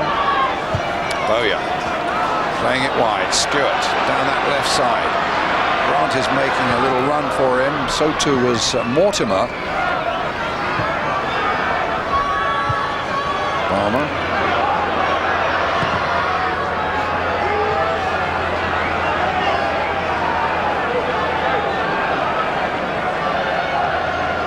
But here we are, halfway through the second half. Can you think of a serious save that Nigel Martyn's had to make in the Palace goal? No, I think the only chance, the good chance that Charlton had was in about the first 10 minutes, and when it was a poor shot in at Nigel Martyn. That's but right. Now the goalkeeper actually has been really troubled. And the pitcher clearance from Lee Bowyer. The only slight scares they've had in the whole of the game so far. There's been a lot of commitment, a lot of huff and puff, but unfortunately that's taken over from the skill factor and probably the passing game that both sides like to play. What I have noticed actually in the last 10 minutes is the central midfield players, Mortimer and Bowyer, now they're making runs and trying to join in with the front two. Yes. There's Bowyer gone again. It's done well. He's done it beautifully. And it was grabbed out of the air by Nigel Martyn. That was a super bit of play by Lee Bowyer. Outnumbered down in that corner. But just look at this, and then whipping in a cross that was maybe just a little too close to the keeper. Yeah, a bit close to the keeper. But I mean, Mortimer a couple of minutes before that also made a good run, and I think they're now hitting the front boys with the central midfield boys actually making some runs off the ball.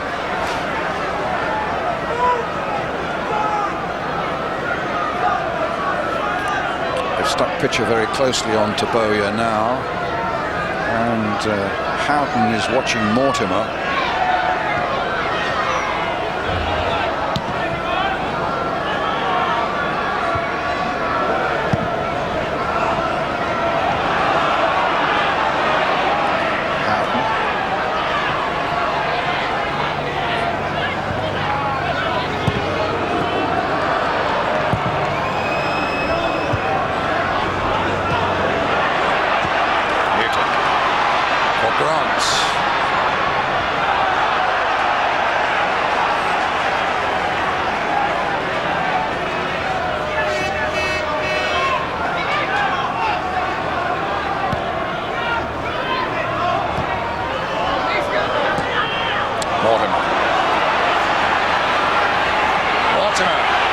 scoring opportunity here, but I don't know whether Nigel Martyn had that post covered or not, but as George is saying, these central midfielders now are beginning to impose themselves more and more. Yeah, I think Alan Kirby, what he said in the first half about getting his midfield. I think the last 10 minutes, 15 minutes, they're starting to take control over Pitcher and Ray Houghton. Rodger gets it clear. Steve Brown pumps it back again. A foul by Grant on Gordon.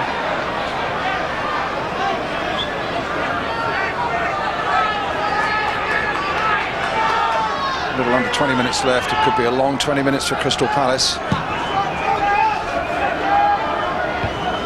Brown's header.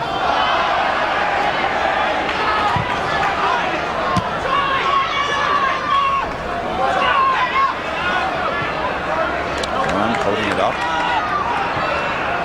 Humphrey getting it back.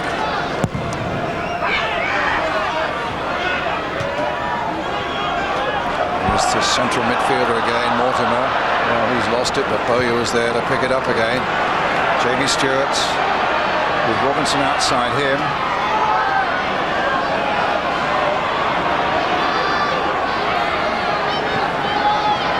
Stuart playing it early this time. Pitcher with the header clear.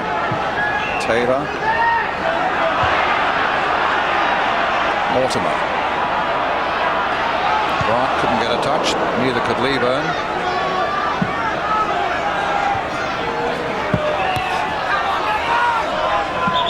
And they're battling well, Palace, to be fair to them.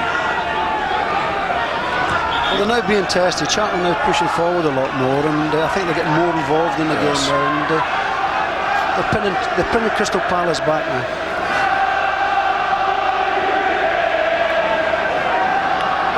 Unfortunately, Brian, there's not many chances at all again. No. You know, from Palace's point of view, you can't sell players like Gareth Southgate and Chris Armstrong, Chris Coleman and Richard Shaw, John Salako, and expect things to be exactly the same. I mean, the fans have got to look patiently towards the men that are playing, and you've got to have a lot of patience with the managers and the coaching staff generally, haven't you? Yeah, well, I mean, the policy is, when they get relegated, was actually to start all over again and sell their star players for big money. And as you say, that takes time, and the fans they've got to be patient. Certainly, you'll see signs of a bit of spirit about them this afternoon. And an ability to play to a plan, George. Well, as I say, I've seen them 3 times this season, and I think that they've drawn twice, and this is the 3rd game, and they've looked nice and compact, and they know exactly what they're doing with the 3 centre-backs. They just probably need a bit more punch in the forward line.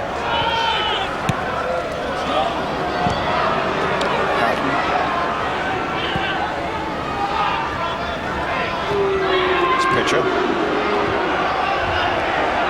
Rodger.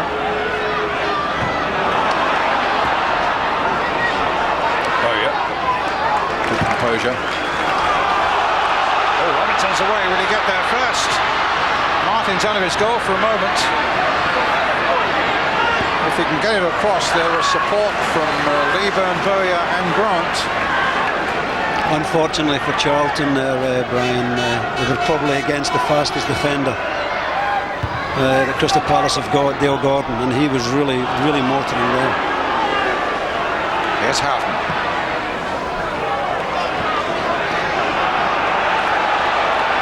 Freedman. Will he get a shot in here? He's pulled it back. Well, Edworthy might get a shot in here. It's across. Oh. I think it's even gone for the goal kick.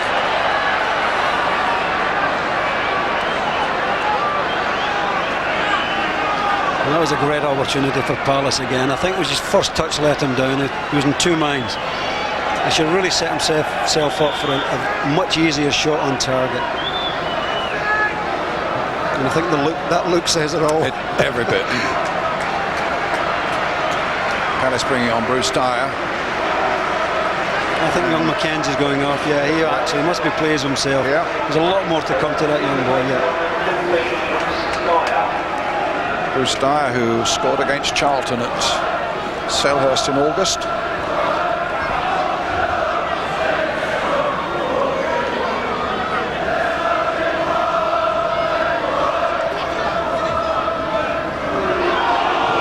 Pitcher.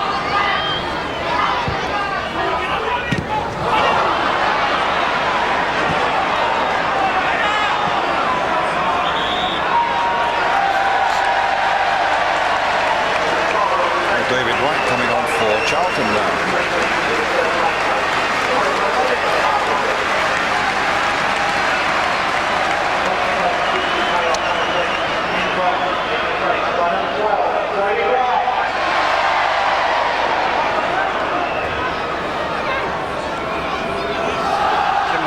Now Kim Grant's off. There's a chance opening up for Crystal Palace there, and it's Robinson up to Whyte.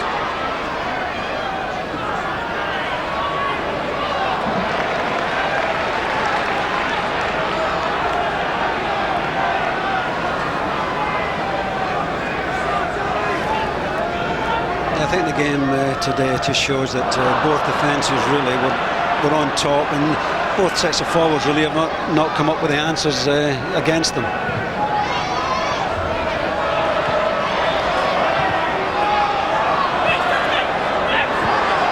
Dyer's done well.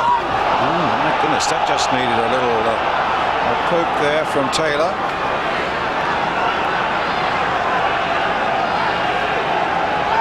So it's Palace's ball.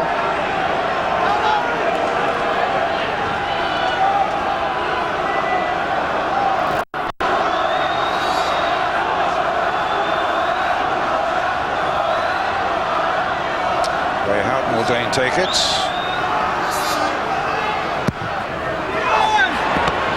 And safely gathered by keeper Mike Salmon.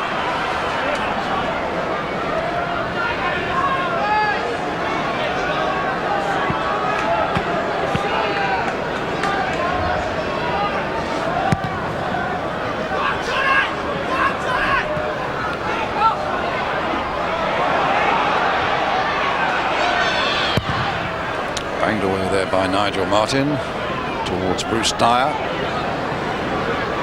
Edworthy. Taylor.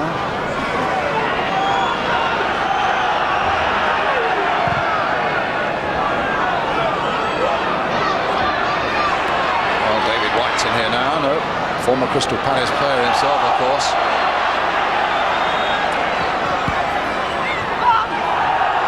Robinson's done well. Then Houghton was waiting. Pitcher winkling the ball away. Bowyer going in quickly there on Dyer. And the referee unhappy with that challenge by Dyer.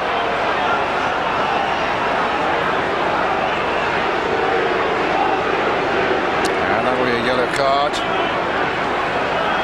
And a free kick to Charlton. That looked a dangerous tackle actually.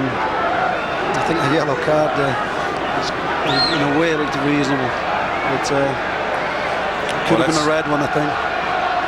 Let's see what Bowyer can do. He's floated this one towards Balmer, who might have felt that he could have done a little better than that.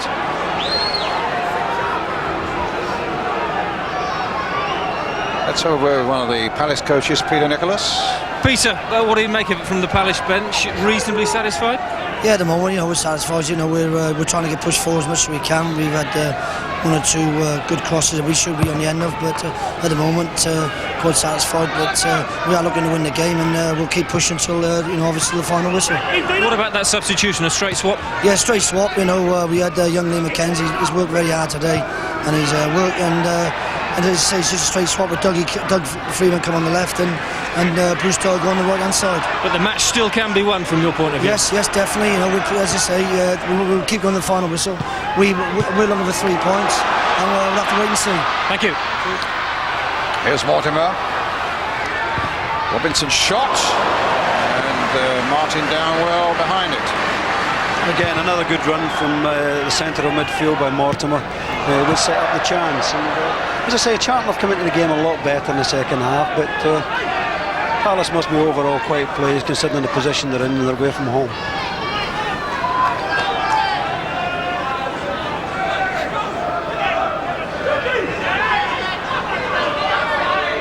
And Bowyer struggling at the moment. He's hobbling quite badly.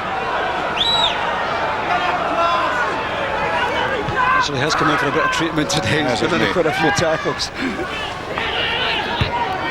That's something else he's going to have to get used to though, George. Yes, he is. And as I say, it's a great learning process for him. Freedman. There's the cross.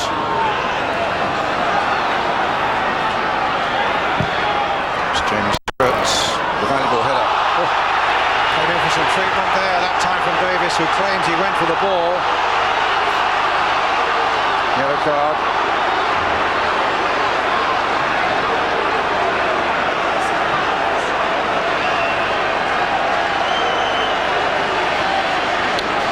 Again, the victim was Bowyer.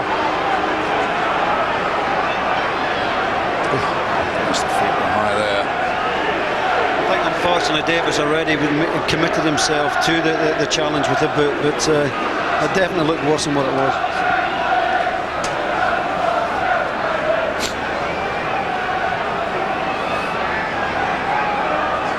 Well, we have about 9 minutes of the game left.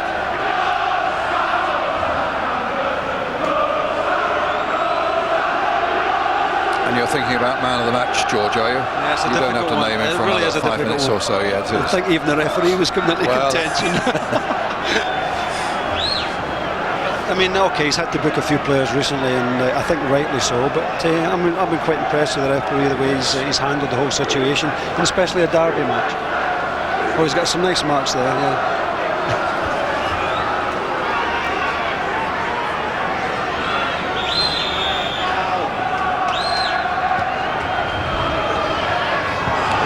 Misunderstanding there, deep in the defence. Gordon left it for Davies. Davies for a moment thought Gordon was going to do it. Davies in the end made the clearance. And here come Charlton again.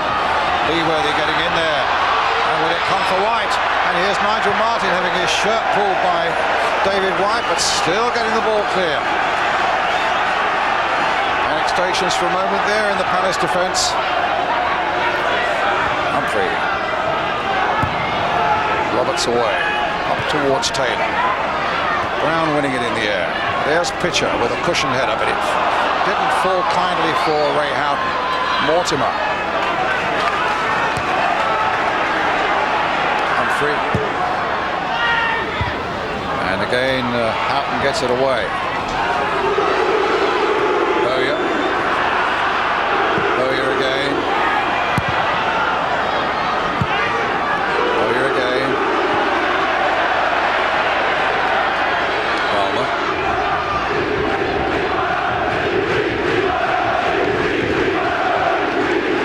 Roberts gets it clear. Brown follows it in. Touch for David Whyte. And Houghton gets it clear again.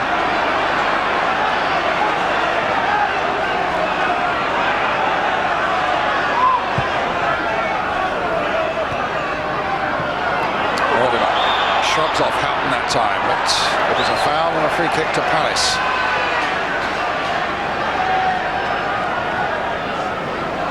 I suppose Ray Houghton might be a contender, mightn't he?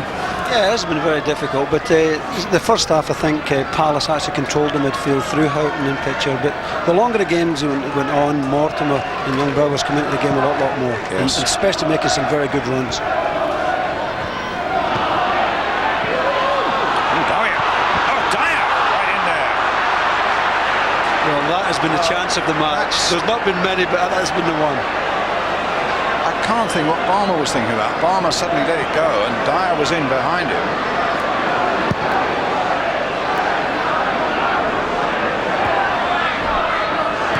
Pitcher.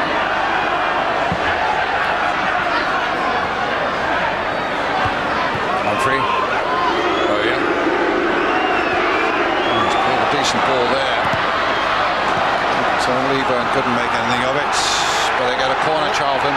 Well, let's hope we're going to have a good finale. Well, there are 5 minutes to go now, and everything's still at stake. Oh no, No, it's a throw, I beg your pardon.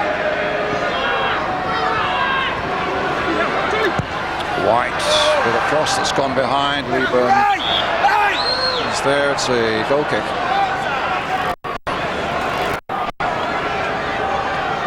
It's quite interesting actually, Brian, to see who would be happy with this result if it stays this way. Whether Charlton, it's a local derby saying that, but probably Palace will probably be the happy. Oh, they'll be delighted. Yeah. Charlton will be disappointed, but you know as well better than anybody actually, George, when you're chasing championships and so on, the great thing is not to lose. I mean, a point is better than none.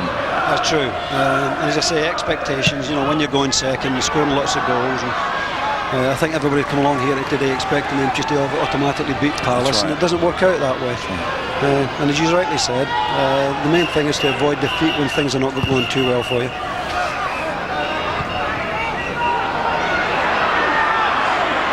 Balmer's been forced to concede a corner there.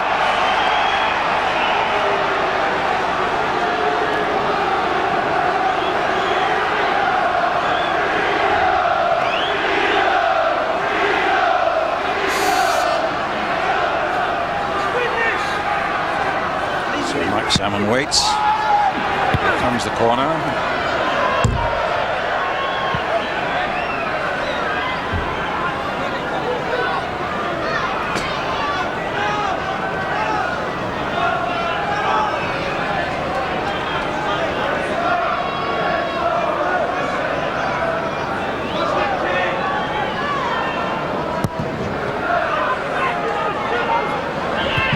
Gordon. About 3 minutes to go now. Brown gets it away. Dean Gordon here, having a battle with Sean Newton. Now Houghton playing it for Freedman. Here come Palace. Might they have the last word? And his shot was charged down. And here's Robinson.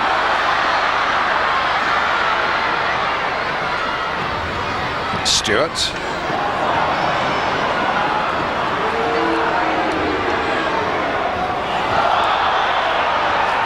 Free kick to Charlton.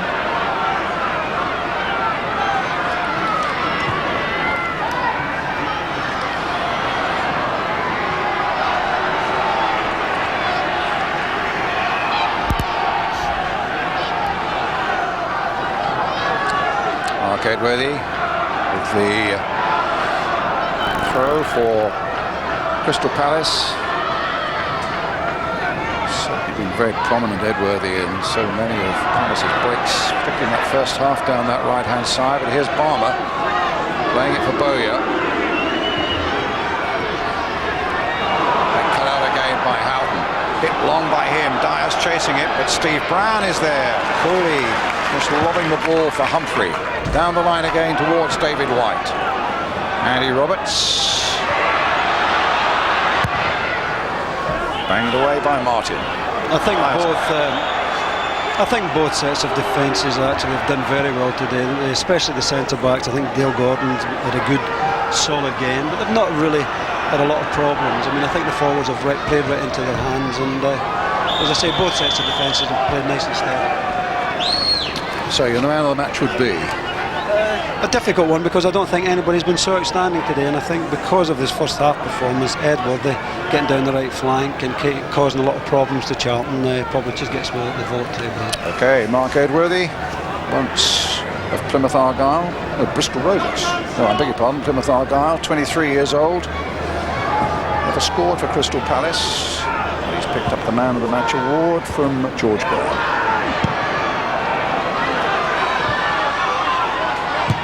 Gordon, done by Houghton.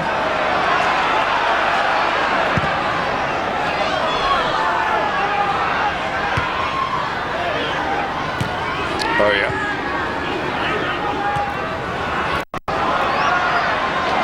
Here's Mortimer. And Dean Gordon, happy just to put that behind for the corner. As we go into time added on at the end of 90 minutes, a last chance here now for Charlton to get those 3 valuable points. Playing it short now. got past his man. Down he's gone, and the referee, whether he had a clear view of it or not, Rodger Gifford at the other side of that penalty area, he's blown the final whistle, and Crystal Palace have got a point in a goalless draw. You should have a look at that again. Here we are, George. Mortimer going through. There's the challenge. Oh, yeah. Oh, it has to be a penalty. I would say that's a definite penalty. I mean, that looked to me, I have to say, in the last seconds of the game, a clear and outstanding penalty there for Charlton Athletic. But overall, Brian, I think it was a fair result. I think Palace dominated the game without creating many chances in the first half, and Charlton gradually came into the game in the second half, and overall I think a draw was a fair result for both of them. Not the goal feast we wanted for you at home, folks, I have to say, but as you say here for yourself, a good spirit and a good cup tie spirit as well. Let's see if we can let's get an interview with Ray Lewington of Crystal Palace. Right, Ray, quick word. How pleased are you with that performance and that point? Well, obviously a better point for us than Charlton. We come to a side bang in form, second in the table. We've got to be happy with the point. It's ended with a real bang at the end there. What did you make of that alleged penalty? It was close. I think Paul probably made a bit of a meal of it, but I think definitely contact was made. Quick word from Alan. Let's bring in Alan. Alan, I think you felt that was a penalty. Oh, I think it's definitely a penalty. Well, I just saw there, but you know, on the context of the game, Ray said that you know, he's happy with the point. So am I. I mean, we haven't played as well as we have done. You can't keep playing well and winning all the time. We've battled away and got a point. We'll go for the next game next week. The expectation is there, isn't it? A lot of fans here almost expecting you to win. And that's what happened to us, I think, first half. We never really got going, and I think some of our young boys perhaps didn't get into the game. But it was a local derby. It was tough, and you know, as I say, with the performance, I'm happy with a point. But Ray's side came and done a good job on us. Ray, how did you feel about your side generally? I thought first half we played well. We passed the ball. We created some good openings for ourselves. Unfortunately, as been the case for most this season, our final ball has been poor. Second half, fair play to Charlton. They come at us as we expect they would do. It wasn't really a good game, but it was full of passion, full of commitment. But unfortunately, neither side could hit the net. Let's have a look at that talking point, Alan. It happened towards the end. I think we can run it through to you now, and you can actually have a second look. Well, I thought it was a penalty when I saw it. In the actual play, it's Bruce Dyer. And that's a penalty, right? Yeah, it's a penalty. Yeah. You've got a bit lucky. We got away with it. Yeah. I think, you know, as I say, we got away with it. We didn't play particularly well first half, and Dyer had a great chance near the end there. So I think even Stevens, local derby, 0-0, and keep going. Well done, fellas. Thanks for joining us. Thank you. Thank you. Back to Jim. Thank you very much indeed, Gabriel. Yes, well done, and particularly well done to Ray Lewington. There aren't too many managers, I tell you, who would look at it and say, yep, that's right, it was a penalty. We got away with it. Honest fella. A match, so no goals then at the Valley, but Lenny, plenty of talking points there. You said a score draw before the game, you got it half right. Yeah, there was. I mean, no more so than the treatment that Lee Bowyer had to put up with, really. One or two not malicious tackles, but he's certainly been in the wars today, that boy. A bit of learning experience for him, as George says, but also he showed some great touches as well. Lovely touches. He really came into the second half, didn't he? Made some good runs behind the full-back there, and he's made a good run there, a good cross, and Roberts has just got his head to it to deflect it away from a corner. And this one coming up, he's shown great touch and skill. Little flick over Dean Gordon's head, another flick to take him back outside again, and he's whipped the cross in first time, unfortunately for him, just a little bit too close to the keeper. And Mortimer and him weren't getting in those positions in the first half, and the fact that they did in the second half contributed to Charlton getting back into the game. He got the treatment, didn't he? Yeah, I don't think this is malicious. I think the boy's got his eye on the ball and he's committed to go for it. All right, his studs are up, and he's caught it full in the chest, and as he shows afterwards, you know, it's marked his ribs there. Yeah. So you consider him, as I say, he's been in the wars. I think three Palace players, Davies, Dyer and Taylor, all got yellow cards for fouling Bowyer. Yeah. He's going to have to put up with it. Yeah, he is. I wouldn't necessarily blame the referee. I don't think they were all... I thought he had a good game, the ref. Yeah, he refereed in the spirit of the game, which you don't often get these days. He could have brandished a lot more yellow cards around, but I think he handled it fairly sensibly, yeah. I'll tell you what, Lenny, I thought it was great, the two managers there at the end. Yeah. You know, well, they both said, fair enough result, and they've looked at it, And little Ray Lewington has said, yeah, this was a penalty, and let's have your views on it, because it looked clear-cut to me, I must say. Mortimer shimmied inside him nicely there, and the only thing is he's knocked the ball quite a long way away and lost control of it, but Bruce Dyer has come clattering in and brought him to the ground. I think the best thing you can say there, a timely full-time whistle, which went within about a second of that incident. Yeah, Rodger Gifford, the referee we've been praising, you never know, he might just have blown the full-time before that. But anyway, I mean, a draw in a local derby, it's always a good result. Yeah, it's a fair result. Alan's philosophical, and he's quite right as well. They can't win every game, especially with those young players in the side. They've avoided defeat. They ain't played that well. They look to the next game. Palace maintain their good away record. Palace's problems are at Sellers Park, not away from home. And once they've got that right, they can climb the league. It finished. Ricky Otto once of Southend getting that crucial goal for Birmingham. That's how it looks then this evening. So Charlton still up there in second place with a game in hand over Derby, and the gap 5 points at the top there. And well done Southend in fourth. And at the bottom, I think Palace have actually dropped a place this afternoon, and Luton out of the bottom three. Watford rock bottom at the moment. Well, Lenny, it's we look at those tables, I mean, it's going to go all the way again, isn't it? Looks like one of those years where, you know, everything's going to be compressed from top to bottom. You might get a situation, you know, where fifth top as compared to fourth bottom, maybe there's only going to be 8 or 9 points difference at the end of the season.